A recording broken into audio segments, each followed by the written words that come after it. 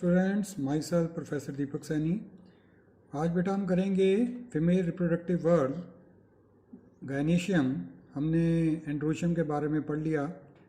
आज हम गायनीशियम के बारे में पढ़ेंगे। तो आपको पता है gynoecium is a female reproductive organ and the unit of gynoecium is called as an carpel और पिस्टल। जैसे आप ये देख रहे हो, ये मैंने बनाया है एक, दिस इज़ द थैलेमस आ गया, ये सेपल्स हो गए, ये पेटल्स हो गए, ये स्टेमन्स हो गए। ठीक है, तो ये जो है जिसको मैं कलेक्टिवली कह रहा हूँ गायनीशियम। तो जो इंडिविजुअल मेंबर है वो basically I can say it is a carpel और पिस्टल। ठीक है, तो कलेक्टिवली तो हम कह देते हैं गायनीशियम, और जो individual member of the gynoecium is called as an carpel और पिस्टल भी कहा जाता है। अगर किसी प्लांट के अंदर, फ्लावर के अंदर, किसी फ्लावर के अंदर एक सिंगल कार्पल है तो हम बोल देते हैं मोनोकार्पलरी। आप देख रहे हो एक सिंगल कार्पल ही है। कईयों में दो कार्पल्स होते हैं, बाई कार्पलरी कह देते हैं। और कईयों के अंदर मोर देन 2, 5, 6, 8, 10, 12, 15 कई सारे कार्पल्स चलते हैं, तो जिसको हम बोल देते हैं मल्टी कार्पिलरी कंडीशंस आर देयर। अब ये जो कार्पल जब एक से ज़्यादा हो जाएंगे तो ये वो फ्री भी हो सकते हैं और फ्यूज्ड भी हो सकते हैं। जैसे आप देख रहे हो इसमें फ्री हैं। तो when more than one carpel जब हो जाए, तो जब कार्पल फ्री हों तो हम उसको बोल देते हैं एपोकार्पस। एपोकार्पस जैसे रेनुनकुलस के अंदर है, ठीक है ना, माइकीलिया के अंदर है। ठीक है, तो ये जैसे आपके एक एनसीईआरटी के अंदर भी दिया हुआ है, उसने एक जो है that is multi carpellary and apocarpous. Apo का मतलब फ्री, तो इसमें माइकीलिया है। ये मैंने मैम से याद करवाया है कि M for multicarpellary, A for apocarpous, M for Michelia, and this is given in your NCERT also. ये आप देख रहे हो कि यहाँ पे मल्टी कार्पलरी, एपोकार्पस, माइकीलिया दिया हुआ है। ये नीट में इसकी एग्जांपल भी एक बारी आई हुई है। और मैंने वैसे +2 में भी, आप जो +1 में भी आपको जो मॉर्फोलॉजी कराई थी, तो उसमें मैंने बड़े शॉर्टकट्स बताए थे। तो उसमें एक एपोकार्पस की एग्जांपल थी रोज एंड लोटस। ठीक है ना, मल्टी कार्पलरी एपोकार्पस की, जिसमें मैंने उसको आपको याद करवाया था। अप्पू रोलो, शायद जिन्होंने +1 मुझसे किए याद भी हो उनको। तो अप्पू रोलो से बताया था एपो से एपोकार्पस और रोज एंड एलो से लोटस इज देयर। तो ये that is a very important examples, definitely they can ask in your NEET examination is there. उसके बाद जब कई बार ऐसे होता है कि पहले तो हुआ ना कि कई सारी कार्पल्स हैं और फ्री है, तो हमने कह दिया एपोकार्पस। कई बार ऐसे होता है कि एक से ज़्यादा कार्पल्स होती हैं और वो फ्यूज्ड हुई होती हैं। और एक चीज़ मैं बताऊँ जिसको हम सिन कार्पस कह देते हैं, तो इसको जो एनसीईआरटी में आपके जो +2 के अंदर एग्जाम्पल है, तो वो है that is multicarpellary syncarpous papaver. ये पेपरवर की एग्जांपल है। मैं आपको पेपरवर का फ्लावर भी दिखाता हूँ इधर, ये आपने देखा भी होगा। ठीक है, यू मस्ट हैव सीन। ये जैसे ये देखो, दिस इज़ अ फ्लावर, पेपरवर का फ्लावर है। तो इसके अंदर अगर हम देखें तो डेट इज़ इसमें जो है मल्टी कार्परी और सिन कार्पस कंडीशन चलती है। ठीक है, तो इसका मैं एक और आपको दिखाता हूँ। ये देखोगे आप, पेपरवर की जो ओवरी के अंदर बताया उसने, देखो ये मल्टी कार्पलरी हो गया। ठीक है ना, और सिन कार्पस है। ये देखो सिंगल एक ओवरी बनी हुई है। ठीक है ना, अंदर से उसके कई चैम्बर्स होते हैं, मल्टी लॉकुलर होते हैं। ठीक है ना, जितनी ओवरी होंगी उतने उनके चैम्बर्स बन जाते हैं। ये मेरे पास एक फ़ोटो भी पड़ी हुई है इसकी। ये देखो, दिस इज़ एन एग्जाम्पल, ये पेपरवर के फ्लावर से है। ये अंदर आप देख रहे हो इसके, ये मैं आपको यहाँ से दिखाता हूँ। ये जो है एग्जाम्पल है that is multicarpellary syncarpous, मतलब ओवरी जो है आपस में फ्यूज़ हुई हुई हैं। और देखो अंदर से उसके चैम्बर्स दिखते हैं आपको।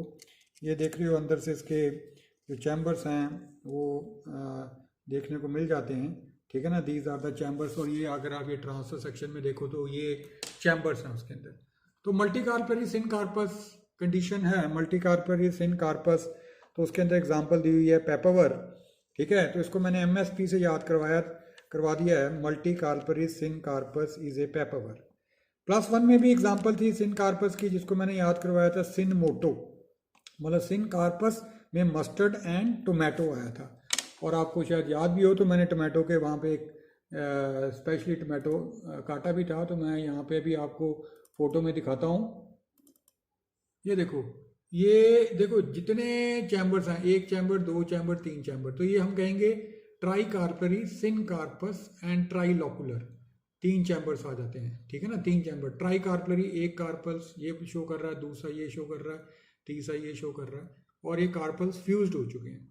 अब देखो ऐसे होता है कि जब हम सिन कार्पस कंडीशन यूज करते हैं, तो उसमें मेन जो चीज़ दी जाती है कि ovary should be fused.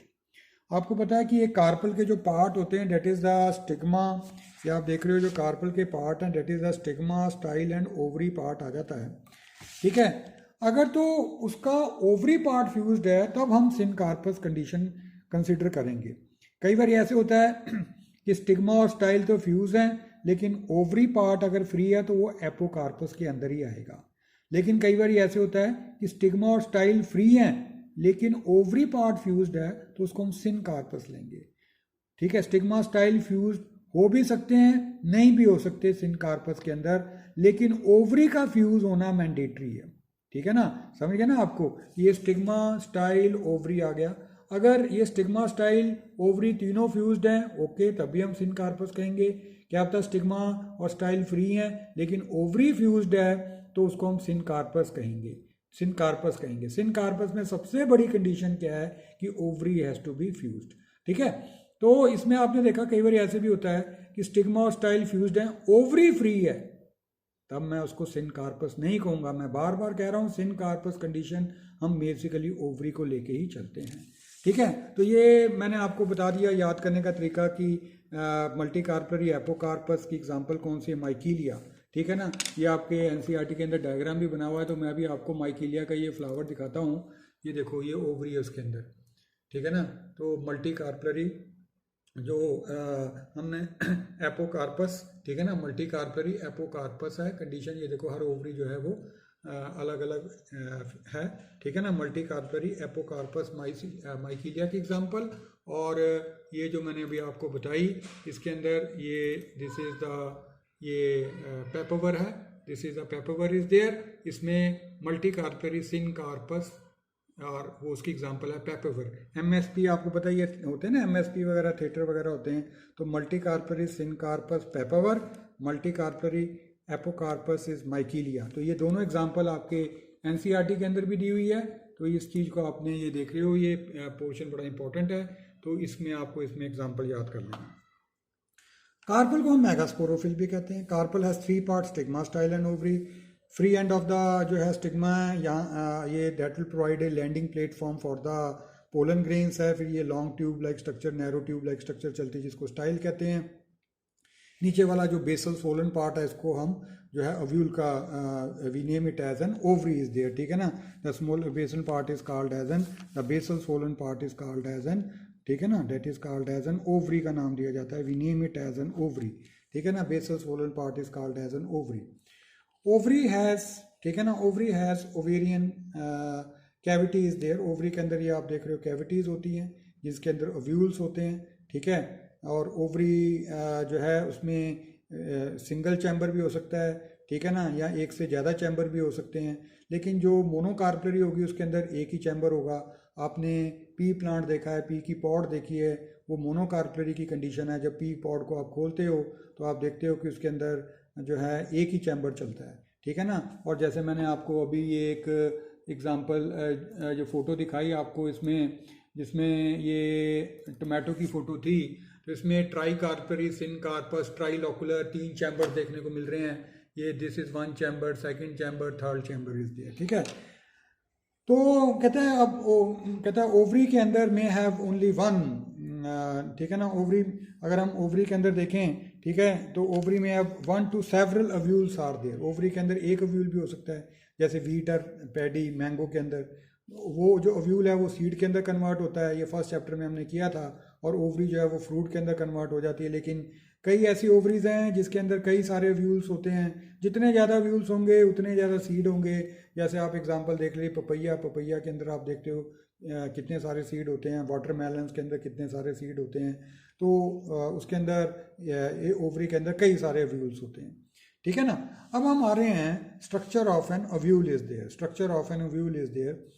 Ovule is also called as an integumented megaspongium. Very important कि what is ovule is there। ovule को हम बोल देते हैं integumented megaspongium, ठीक है ना। ovule is called as an integumented megaspongium is there, ठीक है।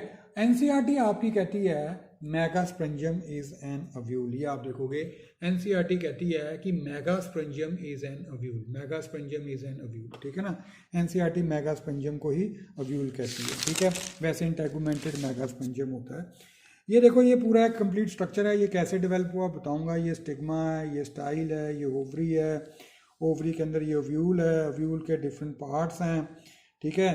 ये जो ओव्यूल जो दिखाया गया है जिसका ये ओव्यूल का जो कवर्ड बाय इंटेगुमेंट्स होते हैं, नॉर्मली दो इंटेगुमेंट्स होते हैं। जिस जगह पे इंटेगुमेंट नहीं होता उसको माइक्रोपाइलर एंड कहते हैं, जिस जगह पे इंटेगुमेंट होता है उसको चलाजा कहते हैं।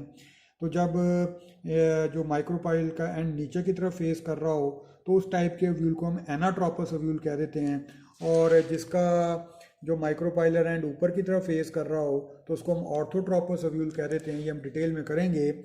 तो जो most common type of ovule है वो basically anatropous type of ovule में हम उसकी गिनती लेते हैं, ठीक है। अब देखोगे इसमें मैं आपको बताता हूँ ये ओव्यूल डेवलप कैसे होता है, how it develop is there. पहले क्या होता है, ओवरी आती है, ओवरी के यहाँ पे प्लासेंटा बनता है, ठीक है। ये देखोगे कि उस पॉइंट जिससे ovule is attach with the wall of the ovary उसको हम बोल देते हैं placenta. The point with which the ovule is attached with the wall of the ovary that is called placenta। पहले प्लासेंटा सा डेवलप होता है, फिर एक मास ऑफ पेरेन्काइमेटस सेल्स डेवलप होता है जिसको मैं न्यूसेलस भी कह सकता हूँ या मेगास्पोंजियम भी कह सकता हूँ, ठीक है ना। क्या हुआ कि पहले एक मास ऑफ सेल डेवलप हुआ जिसको मैं प्लासेंटा कहूँगा, उसके ऊपर एक मास ऑफ पेरेन्काइमेटस सेल डेवलप होता है, ठीक है। फिर क्या होता है जिसको मैं न्यूसेलस भी कहता हूँ, ठीक है, और another name of nucellus is also megasporangium is there, ठीक है। ये देखो यहाँ पे एनसीईआरटी की लाइन लिखी हुई है, enclose with a mass of cell that is called as an nucellus is there. अब क्या होता है, प्लासेंटा बेस से ही ऐसे इंटेगुमेंट निकलती हैं, इंटेगुमेंट एक ऐसे आउटग्रोथ निकलती है। तो मैंने क्या बताया, एक मास ऑफ पेरेन्काइमेटस सेल डेवलप होता है ऑन द प्लासेंटा जिसको हम प्राइमोडिया ऑफ ओव्यूल्स भी कह देते हैं। और आप देखोगे कि यहाँ से बेस से फिर एक इंटेगुमेंट लाइक स्ट्रक्चर निकलता है, वो पूरा कवर कर लेता है, ऊपर से रहने देता है। ये मैंने इस ऑर्थोट्रोपस टाइप का ओव्यूल से ही बता रहा हूँ मैं। फिर होता क्या है कि इस मास, अब ये जो है ना डायग्राम, ये सारा इसी की इनलार्जमेंट है, ये बीच वाले पोर्शन की। अब हम देखते हैं कि उसके ऊपर की and just below the epidermis, hypodermally कहेंगे, एक सेल्स होता है बाकी सेल से बड़ा होता है। ये जो मास ऑफ पेरेन्काइमेटस सेल्स है इसमें यहाँ पे एक सेल आएगा जो बाकी के सेल से काफ़ी बड़ा होगा, जिसको मैं कहता हूँ प्राइमरी आर्कीस्पोरियल सेल्स का नाम दिया जाता है। मैंने क्या बताया, यहाँ पे जो एक मास ऑफ पेरेन्काइमेटस सेल्स डेवलप हो गया जिसको मैं न्यूसेलस कहता हूँ, फिर यहीं से बेस से ही ऐसे इंटेगुमेंट बनती है। ये बता रहा है कि कैसे ओव्यूल डेवलप हुआ, कैसे ओव्यूल डेवलप हो रहा है ओवरी के अंदर, ठीक है। तो फिर इस मास ऑफ पेरेन्काइमेटस सेल्स में एक सेल्स, ठीक है ना, towards the micropylar and, micropylar and मैंने वो बताया कि जहाँ पे इंटेगुमेंट नहीं कवर करती, वहाँ पे क्या होता है, एक बड़ा सा सेल आता है जिसको हम प्राइमरी आर्कीस्पोरियल सेल कहते हैं। ये सारे डिप्लॉयड हैं, ये प्राइमरी आर्कीस्पोरियल सेल। ये माइटोटिकली डिवाइड कर रहा है, मैं फिर से बोल रहा हूँ, माइटोटिकली डिवाइड कर रहा है। ये बनाता है बाहर के सेल को हम बोल देते हैं प्राइमरी पाइटल सेल, और अंदर के सेल्स को बोल देते हैं स्पोरोजीनस सेल्स, ठीक है। फिर से मैं बता रहा हूँ, ये प्लासेंटा है, प्लासेंटा के ऊपर एक मोल्ड होता है, एक मास ऑफ सेल डेवलप हुआ जिसको हम न्यूसेलस कहते हैं। ये पेरेन्काइमेटस होता है, बेस से इंटेगुमेंट निकलती है, इंटेगुमेंट पूरा कवर कर जाती है, जिस पॉइंट को कवर नहीं करती वो माइक्रोपाइलर एंड में कन्वर्ट हो जाता है, और लोअर पार्ट चलाजा एंड में कन्वर्ट हो जाता है।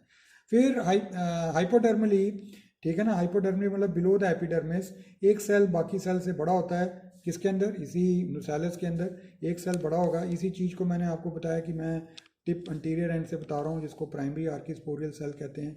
आउटर सेल वो डिवाइड कर जाता है to form primary parietal cell और inner sporogenous cell is there, ठीक है ना। प्राइमरी पाइटल सेल जो हैं ये आगे डिवाइड करते हैं, लेकिन इसमें इसका कोई इतना रोल प्ले नहीं होता।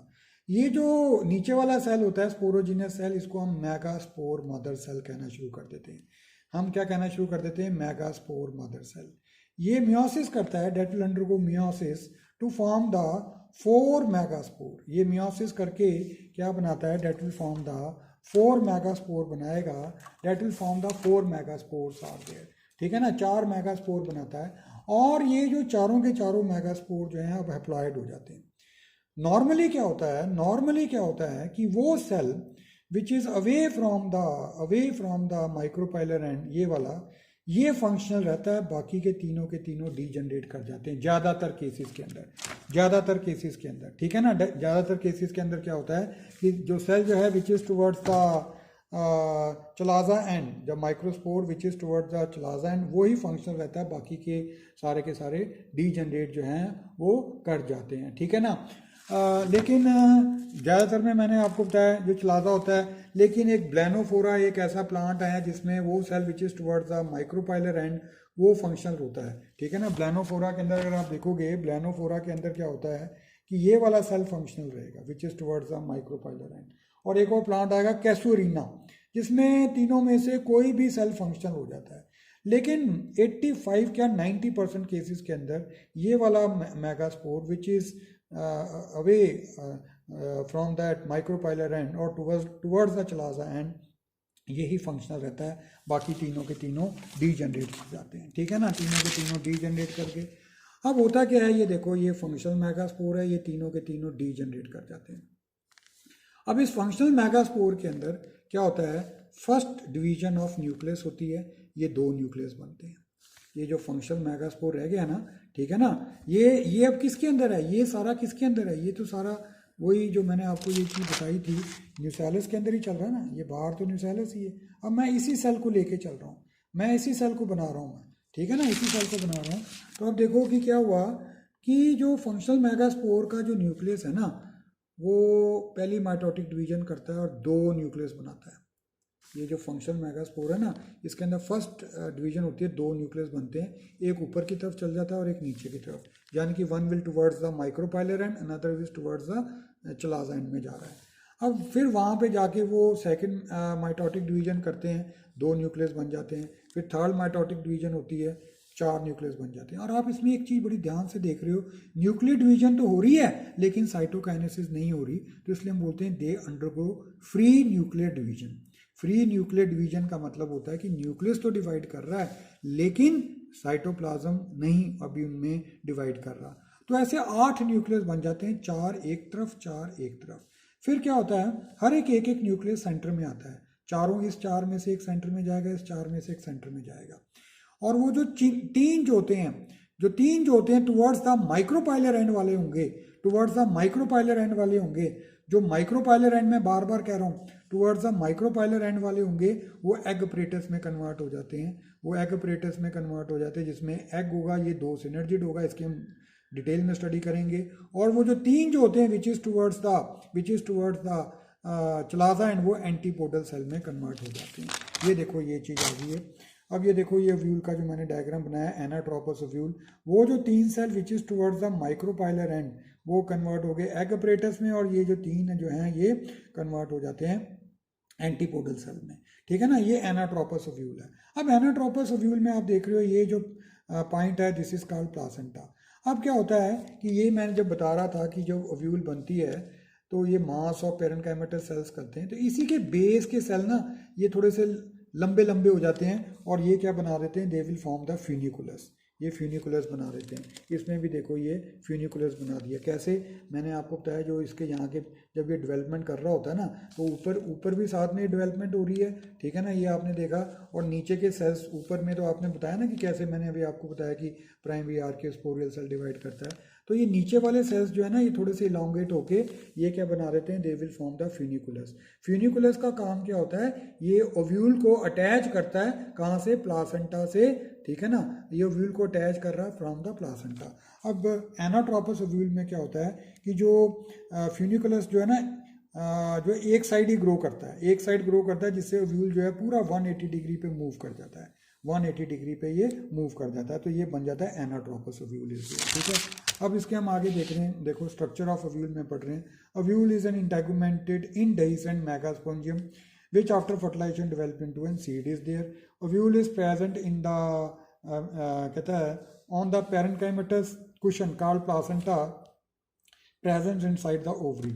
ठीक है ना, the attachment is by means of stalk called funiculus. अभी मैंने आपको बताया funiculus क्या है, funiculus जो है ये ओव्यूल को प्लासेंटा से अटैच कर रहा है, ये ओव्यूल को, इसमें भी देख रहे हो ओव्यूल को प्लासेंटा से अटैच कर रहा है। ठीक है जी, अब in anatropous ovule the body of the ovule is turn to 180 degree due to the लिखा हुआ unilateral growth of the funiculus. It is called as an inverted ovule. 80% of the angiosperm have this anatropous ovule. ठीक है ना, ये देखो वो कहता है कि फ्यूनिकुलस की एक साइड की तरफ ग्रोथ होती है, यूनिलेटरल ग्रोथ होती है, जिससे ओव्यूल जो है वो ऐसे मुड़ जाता है। तो ये एनाट्रोपस याद रखना है। एना में थोड़ा सा इसको थोड़ा सा मैं ऐसे बनाता हूँ। एना में आप देख रहे हो ए नीचे से खुला होता है, नीचे से खुला होता है ना, जिस ओव्यूल का माइक्रोपाइलर एंड नीचे की तरफ होगा ना तो वो एनाट्रोपस ओव्यूल है। 80% ऑफ ओव्यूल यही है। ठीक है ना, due to the bending of the funiculus it कहता है funiculus is fused lengthwise beyond the hilum to form the ring. अब देखो क्या होता है, ये जो मैंने आपको बताया, ये फ्यूनिकुलस एक तरफ से जुड़ा होता है प्लासेंटा, दूसरी तरफ से जुड़ा होता है ओव्यूल से। जिस पॉइंट से वो ओव्यूल से जुड़ा होता है उसको हम बोल देते हैं हिल्लम। ठीक है ना, मैं फिर से सुनिए, ये जो फ्यूनिकुलस है एक पॉइंट से अटैच होता है प्लासेंटा से, और दूसरे पॉइंट से जिससे अटैच होता है उसको हम बोल देते हैं हिल्लम। ठीक है ना, ये भी आप यहाँ पे देख लीजिए, ये यहाँ से और जिस पॉइंट से ये अटैच हुआ हुआ है दैट इज कॉल्ड हिल्लम।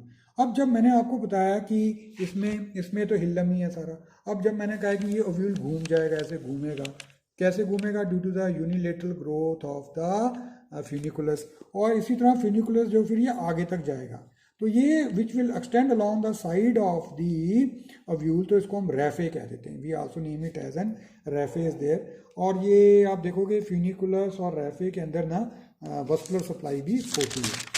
अब main body of the ovule is composed of the parenchymatous mass called nucellus, जिसको मेगास्पोंजियम भी कहते हैं। It enclose the embryo sac. आपने देखा कि ये कैसे एक न्यूसेलस के अंदर एम्ब्रियो सैक कैसे बनी, वो मैंने अभी इसमें आपको बताई।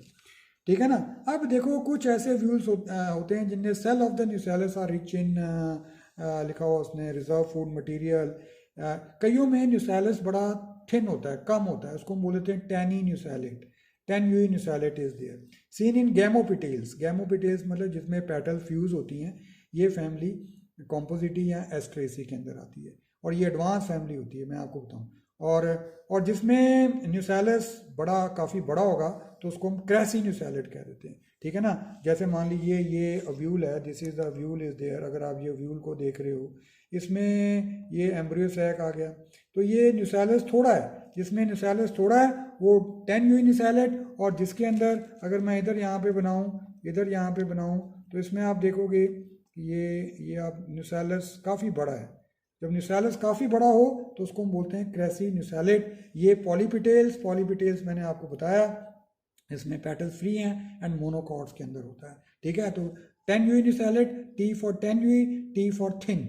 जिसके अंदर न्यूसेलस थिन है तो 10 न्यूसेलेट, और ये फैमिली कॉम्पोजिटी के अंदर होता है। ये मैं आपको बताऊँ एडवांस फैमिली मानी जाती है, एडवांस फैमिली होती है। ठीक है ना, एंजियोस्पर्म की एडवांस फैमिली में आती है। और जिसमें न्यूसेलस मैसिव होता है, काफ़ी बड़ा होता है, वो क्रेसी न्यूसेलेट है। तो इसमें याद ध्यान रखना कि ये जो कम न्यूसेलस का होना एक एडवांस करेक्टर है, और ज़्यादा न्यूसेलस का होना एक प्रिमिटिव करेक्टर आता है। ठीक है, ओव्यूल हैव सिंगल इंटेगुमेंट, कईयों में जो यूनिटेगमिक कह देते हैं, जैसे ज़्यादातर डायकॉट के अंदर होती है। ठीक है, अब ये एक बड़ी इंपॉर्टेंट चीज़ आ रही है, जैसे उसने लिखा हुआ है यूनिटेगमिक इन हायर डायकॉट एस्ट्रेसी।